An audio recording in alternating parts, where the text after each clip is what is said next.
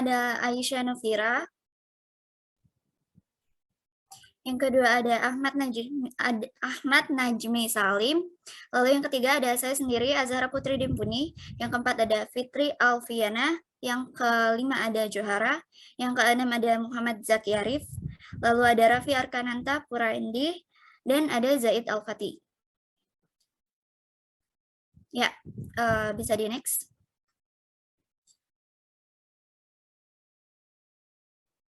Ya, selanjutnya saya akan serahkan kepada rekan saya untuk mempresentasikan slide yang pertama. Yang pertama ada pengertian pasar persaingan sempurna. Menurut Adi Warman Akarim, pengertian pasar persaingan sempurna adalah sebuah pasar di mana penjual tidak dapat menentukan harga dan hanya bisa menjual dengan harga yang berlaku di pasar. Pasar persaingan sempurna dalam kondisi yang paling ekstrim ketika penjual sama sekali tidak bisa menentukan harga. Yang kedua, menurut buku berjudul Menjadi Pebisnis Ulung tahun 2009, karya Edi Suryanto, pasar persaingan sempurna terjadi apabila jumlah perusahaan dalam sebuah industri adalah banyak namun skalanya kecil, sehingga tak ada satupun perusahaan yang bisa mempengaruhi harga pasar. Yang ketiga ada menurut Wilson Bangun, pasar persaingan sempurna yaitu bentuk pasar tertua di dunia. Bentuk pasar ini secara efektif digunakan di negara yang membutuhkan kebebasan transaksi bagi para pelaku ekonomi. Dari ketiga pendapat ini dapat disimpulkan bahwa pasar persaingan sempurna adalah pasar yang memiliki harga hasil dari kesepakatan penawaran dan permintaan yang berlaku di pasaran serta tidak dapat dipengaruhi oleh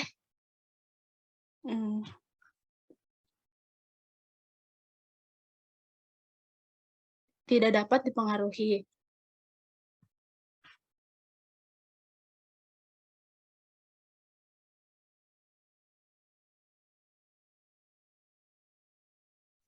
Selanjutnya ada contoh pasar persaingan sempurna di Indonesia. Yang pertama ada pasar beras. Pasar beras sendiri mempunyai segala ciri yang dimiliki oleh pasar persaingan sempurna. Dalam pasar beras, jumlah penjual dan pembeli sama banyak. Selain itu, baik penjual atau pembeli tidak bisa mempengaruhi harga pasar yang diatur.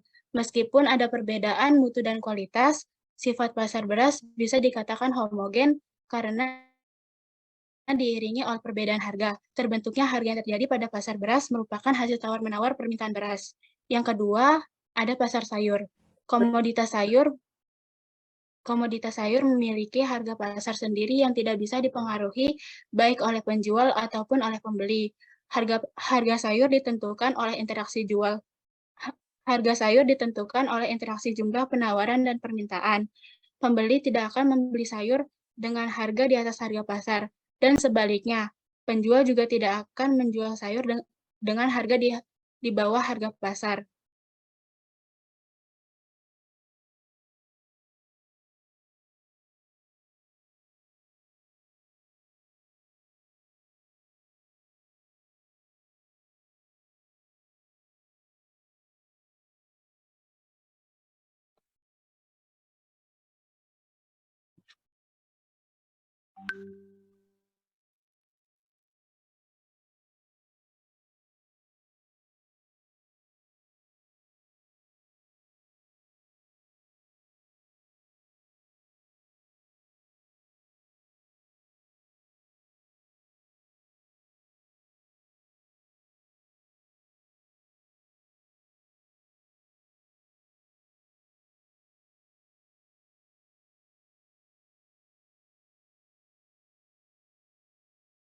Yang ketiga ada pasar buah.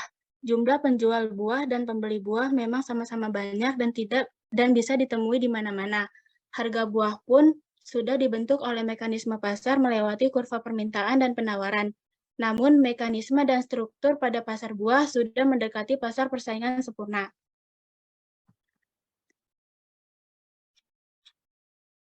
Yang keempat ada pasar gandum. Gandum bisa digunakan untuk memproduksi tepung terigu untuk membuat roti, kue, biskuit, dan olahan makan lainnya. Tak heran jika gandum banyak dijual. Pasar gandum pun termasuk salah satu yang mendekati sebagai contoh pasar persaingan sempurna.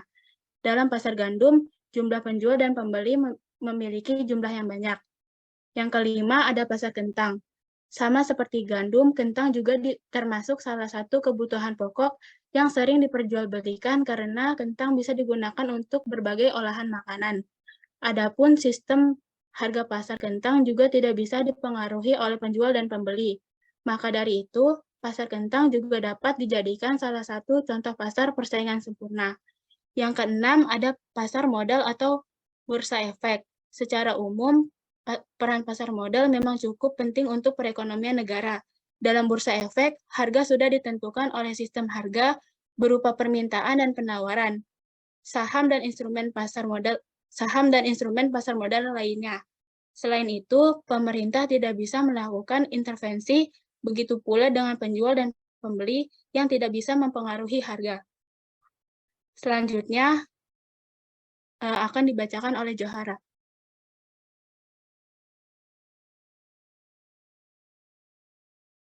Ciri-ciri pasar persaingan sempurna. Yang pertama, terdapat banyak pembeli dan penjual yang masing-masing bertindak sebagai price taker. Yang kedua, produk yang ditawarkan bersifat homogen.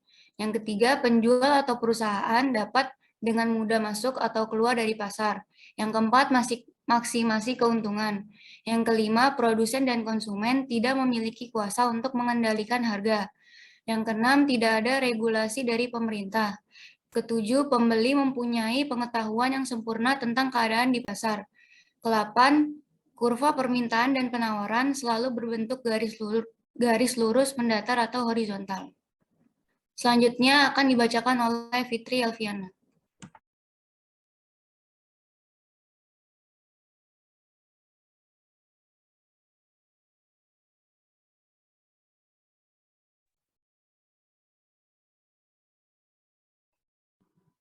Yang ketiga yaitu ada kelebihan pasar dan kekurangan pasar persaingan sempurna. Yang pertama itu surplus antar konsumen dan produsen terjadi secara maksimal. Hal itu terjadi karena penjual di pasar ini tidak memiliki harga monopoli.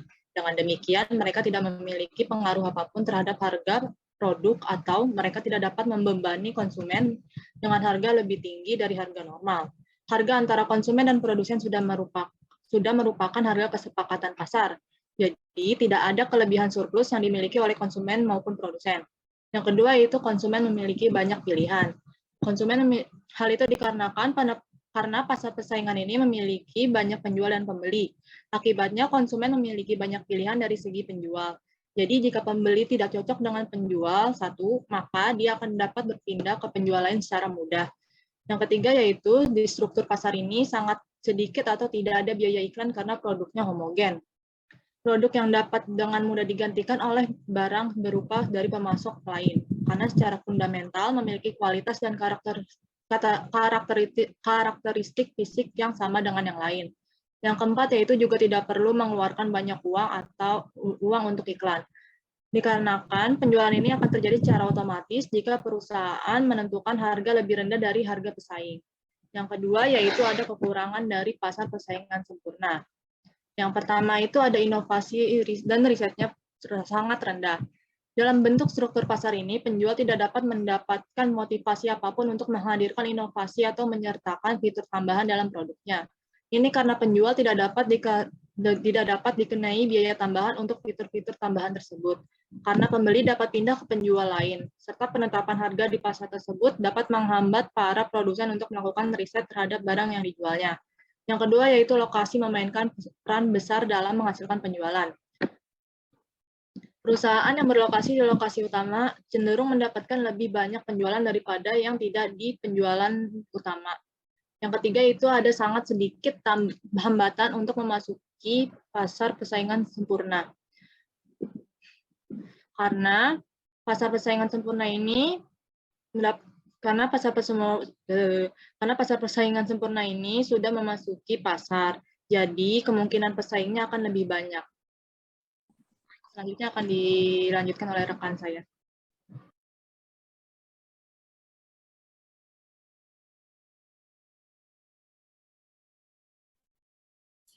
Posisi keuntungan jangka pendek dan jangka panjang. Jangka pendek yaitu pemaksimuman untung oleh suatu perusahaan dapat diterangkan dengan dua cara berikut. Yang pertama yaitu dengan membandingkan hasil penjualan total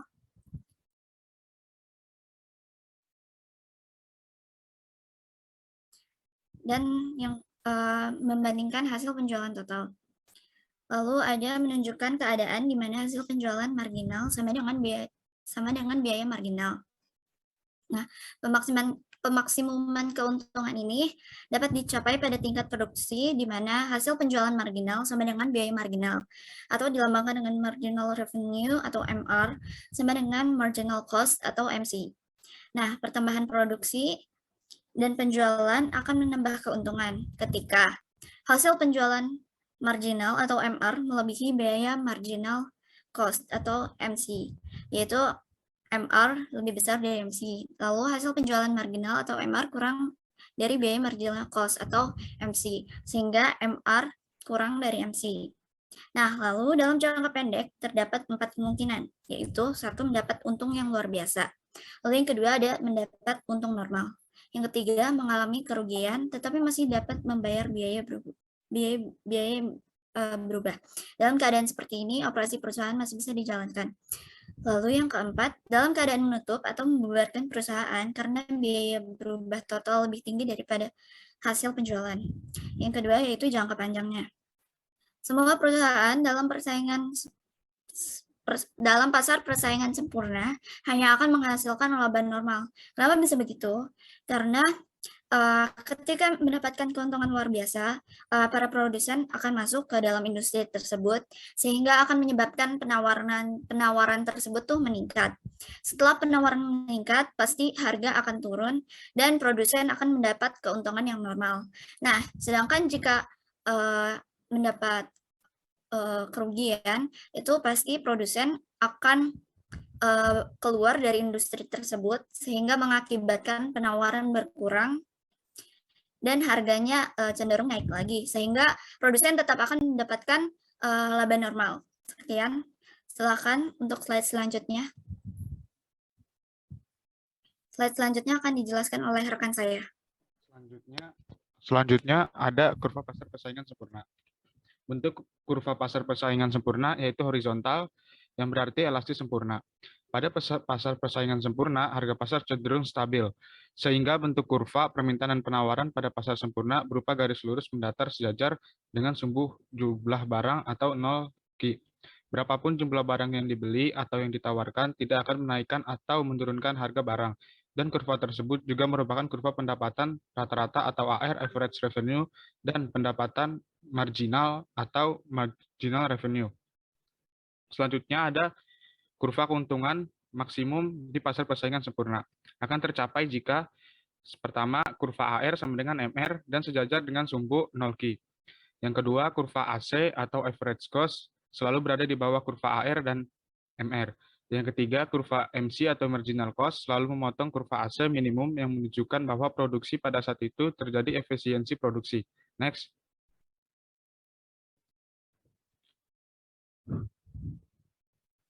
Selanjutnya ada kurva rugi minimum. Syarat-syarat keseimbangan perusahaan pada PPS yang menggambarkan kerugian minimum, yaitu yang pertama, kurva AR sama dengan MR sejajar dengan sumbu 0 Q. Yang kedua, kurva AC berada di atas kurva AR dan MR, atau kurva AR dan MR berada di bawah titik terendah kurva AC. Yang ketiga, kurva MC selalu memotong kurva AC minimum. Sebelum memotong AC, kurva AC memotong kurva MR, dan saat itulah menunjukkan produksi menderita kerugian minimum. Next.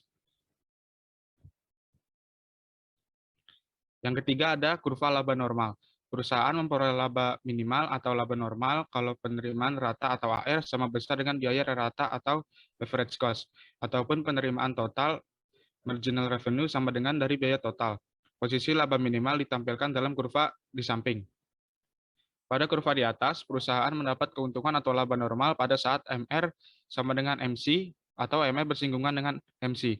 Dengan produksi Q unit, perusahaan memperoleh pendapatan dan biaya yang sama besar, yaitu 0 PMQ. Karena pendapatan dapat menutup seluruh biaya, maka perusahaan memperoleh laba normal. Selanjutnya akan disampaikan oleh teman saya. Next.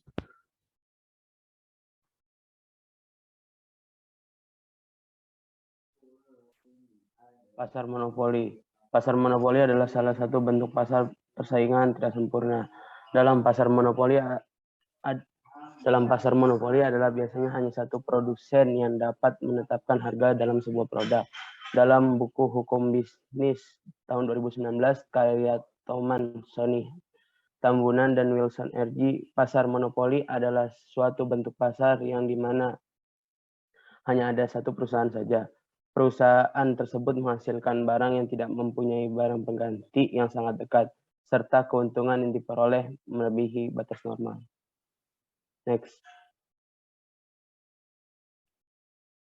Karakteristik pasar monopoli. Pasar terdiri dari satu produsen, yaitu dengan sifat ini pembeli tidak dapat beralih ke penjual lain, meskipun merasa dirugikan dengan harga yang sudah ditetapkan. Yang kedua, hambatan masuk tinggi. Itu mungkin berasal dari skala ekonomi, hambatan regulasi berupa undang-undang, ataupun penguasaan sumber daya langka dan teknologi mutakhir yang dimiliki. Akibatnya, ancaman dari pendatang baru rendah karena sulit menyaingi penguasa pasar tersebut. Yang ketiga, pasar tidak memiliki substitusi. Barang yang dijual sangat unik, sedikit atau tidak terdapat barang pengganti yang dapat disediakan oleh pihak lain, sehingga konsumen tidak memiliki produk alternatif lain untuk dibeli. Next.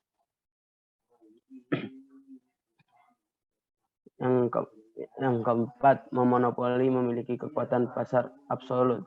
Itu karena perusahaan adalah produsen tunggal dan tidak menghadapi ancaman dari pendatang baru dan produk substitusi. Cenderung memiliki kerugian minimum dalam jangka waktu pendek dan dapat memperoleh laba supernormal dalam jangka waktu panjang. Kemudian yang kelima, monopoli adalah price maker. Perusahaan menentukan harga pasar atas produk yang dijual sesuai keinginannya karena tidak tersedianya barang substitusi dari barang yang dijual. Yang keenam, pasar tidak memiliki substitusi.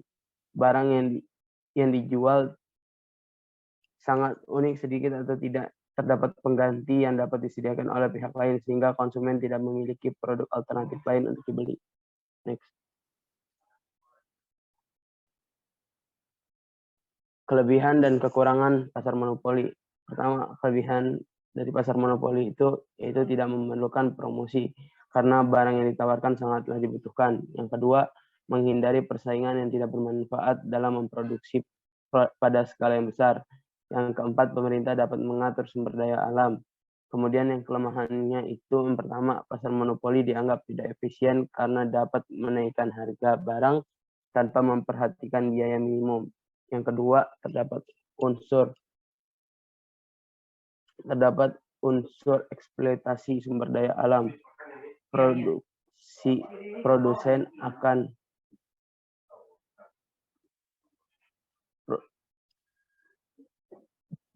ketiga, produsen akan dengan mudahnya mengubah harga pasar dan mengatur jumlah barang yang tersedia. Yang keempat, karena keuntungan akan terpusat kepada produsen karena konsumen tidak mempunyai pilihan lain. Dilanjutkan oleh rekan saya.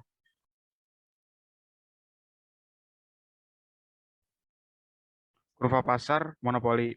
Perpotongan MR dengan MC atau keseimbangan perusahaan terjadi pada saat output sebanyak unit, harga per unit sebesar 0P dan biaya per unit sebesar OC. Total pendapatan sebesar 0PRQ, sedangkan biaya yang dikeluarkan sebesar OCSQ, sehingga laba yang diperoleh sebesar PCSR atau daerah yang diarsir. Laba sebesar PCSR adalah laba ekonomi. Kurva di samping adalah laba maksimum di pasar monopoli. Laba ini adalah laba maksimal atau keuntungan maksimum yang diperoleh perusahaan pada posisi keseimbangan dalam pasar monopoli. Laba maksimal diperoleh karena pada posisi keseimbangan perusahaan hasil lebih rendah dibanding dengan AR. Next. Yang kedua, bentuk kurva pasar monopoli laba normal.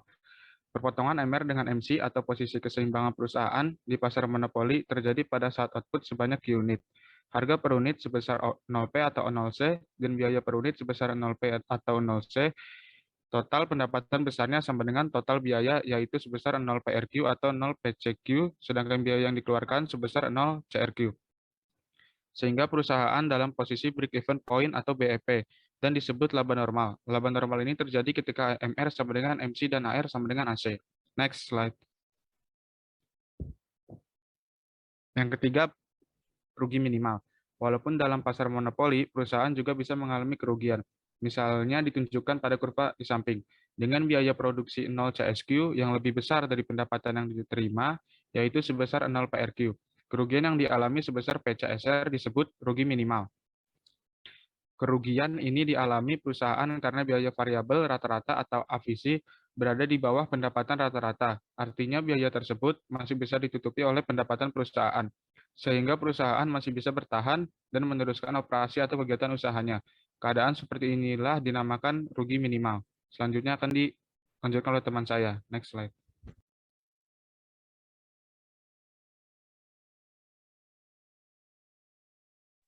Oke, selanjutnya ada penyebab pasar monopoli dan akibat pasar monopoli. Yang pertama ada penyebab pasar monopoli, yaitu penyebab hadirnya pasar monopoli adalah karena pemusatan kekuatan ekonomi pada satu pelaku usaha atau penjual. Dengan demikian, produksi suatu komoditas atau jasa mengerucut pada satu pihak.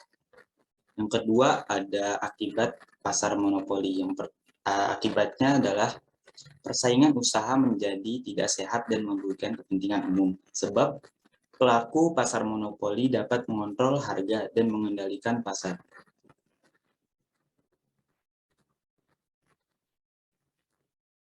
Selanjutnya ada jenis-jenis dari pasar monopoli. Yang pertama ada monopoli alamiah, yaitu jenis monopoli alamiah ini lahir dan tumbuh secara natural karena didukung iklim dan lingkungan tertentu.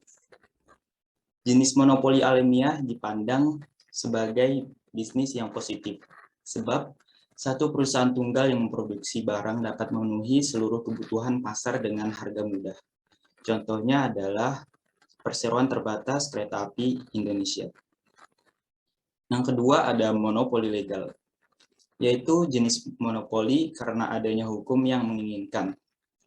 Dengan kata lain, pemerintah hanya mengizinkan satu perusahaan untuk beroperasi sebagai pemonopoli. Perusahaan dilindungi secara undang-undang dan diberikan akses istimewa dengan tidak mengizinkan perusahaan lain untuk masuk.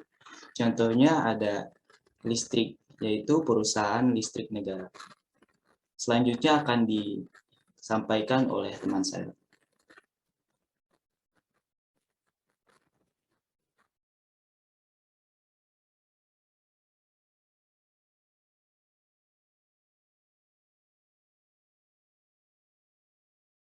Ya, sekian presentasi dari kelompok 4. Apakah dari teman-teman ada yang ingin ditanyakan? Silakan untuk raise hand terlebih dahulu.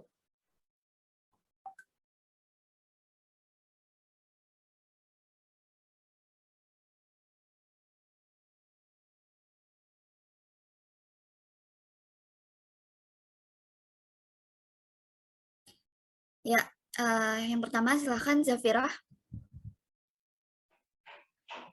Assalamualaikum warahmatullahi wabarakatuh. Saya Zafira Sabrina, izin bertanya untuk kelompok 4.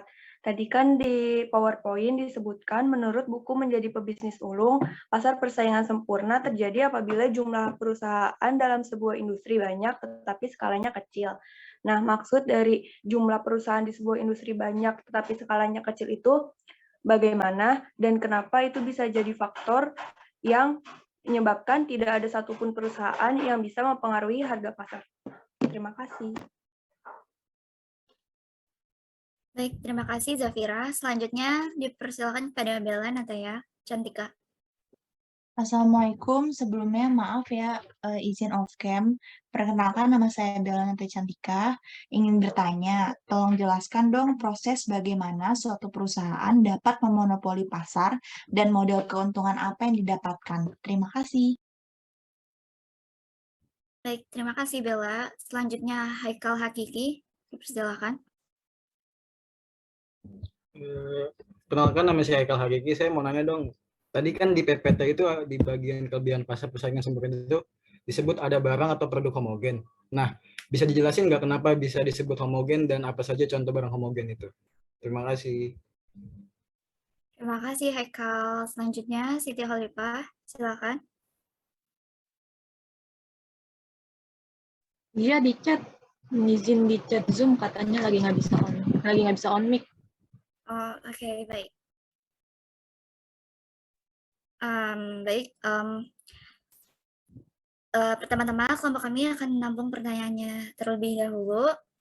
Sebelum kami menjawab pertanyaan tersebut, kami memerlukan sedikit waktu untuk mempersiapkan jawabannya. Nah, untuk itu kami akan memutar sebuah video karakter building. Silakan untuk operator di-share videonya.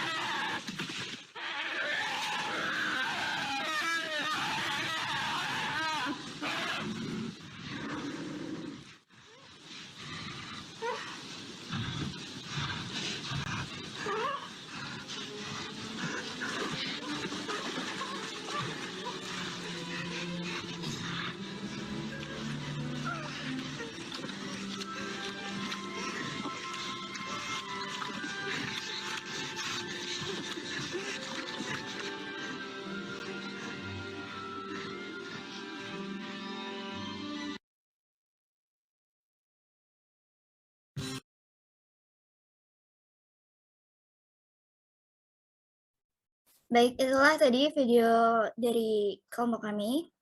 Selanjutnya saya akan saya akan mempersilahkan untuk kelompok 4 menjawab pertanyaan yang tadi sudah diajukan. Silakan bagi kelompok 4.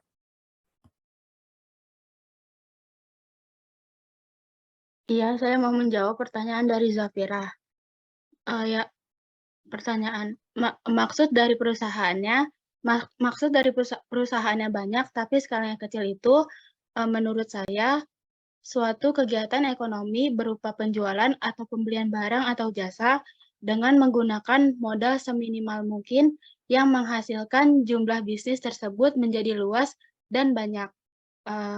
Misalnya kita tahu ada warung sayur, dia termasuk bisnis skala kecil, tapi banyak juga pedagang yang membuka warung sayur ini karena sayur salah satu makanan yang sering dikonsumsi sehingga pembelinya cukup banyak.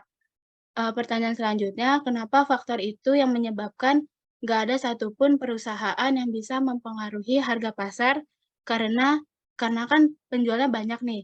Jika harga diambil dengan keputusan seseorang, maka harga akan jatuh dan nilai rupiah akan menurun. Contoh, jika di pasar ada 5 penjual sayur, 4 pedagang menjual sayur dengan harga 3.000 dan 1 orang pedagang menjual dengan harga 2.000. Maka hal yang akan terjadi adalah pembeli akan mencari harga yang lebih murah. Dengan begitu, penjual yang lain akan mengalami kerugian. Jadi harga pasar itu dibuat berdasarkan supply dan demand secara keseluruhan. Membantu nggak Zafira jawabannya? Sangat membantu, terima kasih. Terima kasih juga.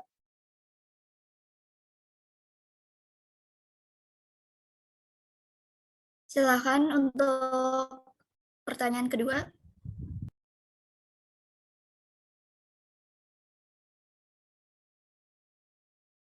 Oke, sebelum menjawab pertanyaan kedua, saya izin dulu ya untuk mendengarkan azan terlebih dahulu.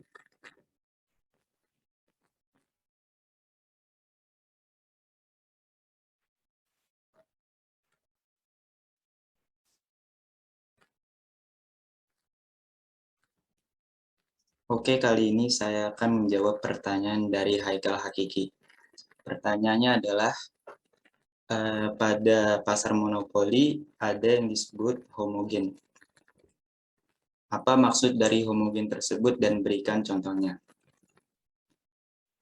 Mengapa dikatakan homogen? Karena barang tersebut sangat penting dibutuhkan oleh manusia. Karena pada sudut pandang konsumen, ia menganggap bahwa barang yang dijual sama mutunya atau bisa dibilang sama fungsinya, serta bisa dibilang bersifat sama, seragam atau tunggal, yaitu kebutuhan pokok yang berdasarkan komoditasnya. Sehingga konsumen tidak dapat membedakan antara barang yang satu dengan yang lainnya. Contohnya dari barang homogen, ada gula, gandum, dan lain-lain.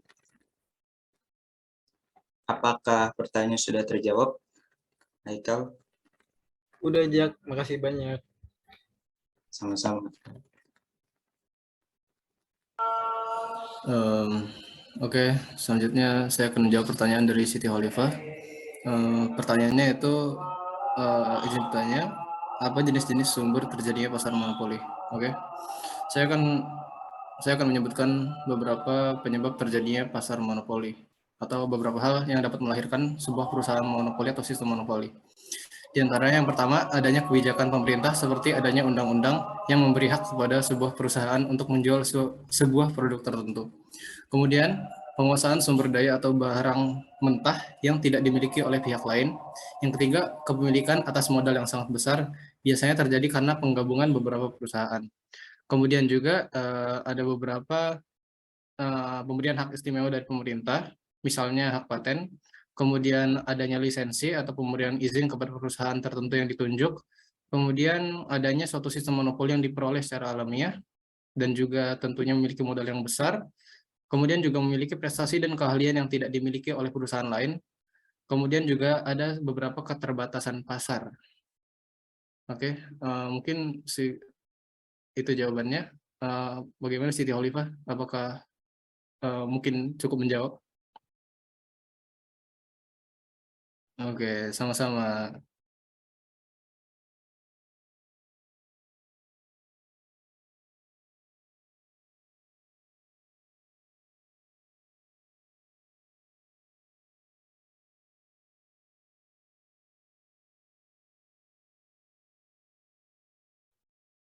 Selanjutnya saya akan menjawab pertanyaan dari Bella. Tadi pertanyaan Bella tadi itu, tolong jelaskan proses bagaimana suatu perusahaan dapat memonopoli pasar dan model keuntungan apa yang didapatkan oleh perusahaan tersebut. Menurut saya, menurut kelompok kami, proses dari suatu perusahaan tersebut dapat memonopoli harga, yaitu dikarenakan tidak adanya atau jarangnya pedagang yang barang substitusi dari barang yang dijual jarangnya pedagang yang barang substitusi dari barang yang dijual secara monopoli tersebut. Dengan kata lain, monopoli tersebut dikarenakan antara kebutuhan lebih banyak dibandingkan jumlah ketersediaan yang terbatas. Dan adanya monopoli harga ini sebagai salah satu hak yang dimiliki oleh perusahaan tersebut karena telah menciptakan suatu barang atau jasa yang memang sangat diperlukan dalam kehidupan sehari-hari. Adanya kebijakan pemerintah ini juga diatur dalam undang-undang yang memberi hak kepada seluruh perusahaan untuk menjual sebuah produk tertentu. Penguasa sumber daya atau bahan mentah yang tidak dimiliki oleh pihak lain sudah terdapat ketetapan undang-undang.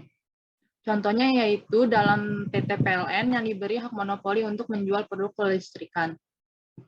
Dalam PLN ini peraturannya itu ada di Peraturan Menteri ESDM nomor 28 tahun 2016 di mana tentang penyesuaian tarif tenaga listrik. Terus model keuntungan apa sih yang didapat oleh perusahaan ini? Yang pertama yaitu tanpa adanya promosi tetap akan ada banyak konsumen. Dikarenakan akan tetap setia menggunakan jasa atau barang tersebut. Yang kedua itu peluang kompetisinya kecil karena hanya dimiliki oleh perusahaan tersebut. Yang ketiga yaitu meningkatkan kreativitas dari usaha tersebut atau dengan kata lain inovasi semakin banyak di perusahaan tersebut. Apakah pertanyaan dari Bella sudah terjawab? Sudah, makasih banyak ya Fitri. Oke, sama-sama Bella. Baik, karena sudah masuk waktu kuis, sekian sesi tanya jawab. Setelah dijawab tadi, kami juga memiliki kuis. Silakan di-share kuisnya di WA grup